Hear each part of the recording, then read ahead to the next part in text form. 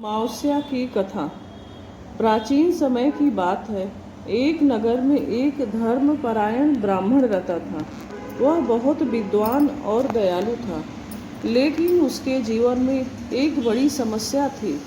उसके पास धन की बहुत कमी थी। वह अपनी पत्नी और बच्चों के साथ बड़ी कठिनाई से जीवन यापन करता था।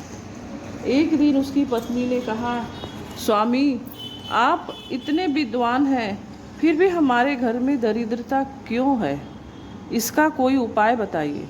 ब्राह्मण ने उत्तर दिया, यह सब हमारे पूर्व जन्म के कर्मों का फल है, लेकिन अगर हम श्रद्धा और भक्ति से व्रत और पूजा करें तो भगवान अवश्य कृपा करेंगे।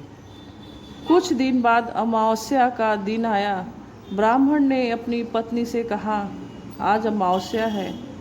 यह दिन पितरों और भगवान की पूजा के लिए बहुत शुभ होता है। हमें इस दिन व्रत रखकर दान पुण्य करना चाहिए। पत्नी ने पूरी श्रद्धा से व्रत रखा। उन्होंने सुबह स्नान किया, घर को साफ किया और भगवान की पूजा की। ब्राह्मण ने पितरों के लिए तर्पण किया और गरीबों को भोजन कराया। उसी दिन एक साधु उनके घर आया। ब्राह्मण और उसकी पत्नी ने साधु का बहुत आदर सत्कार किया और उन्हें भोजन कराया। साधु उनकी सेवा से बहुत प्रसन्न हुआ। साधु ने आशीर्वाद देते हुए कहा, तुम दोनों बहुत धर्मात्मा हो। तुम्हारी भक्ति से मैं प्रसन्न हूँ। अब तुम्हारे घर में कभी भी धन की कमी नहीं होगी।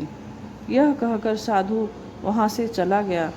कुछ ही दिनों में ब्राह्मण के घर में सुख समृद्धि आने लगी।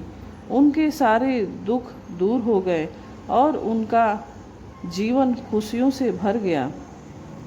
अमावस्या के दिन व्रत और पूजा करने से पितरों का आशीर्वाद मिलता है।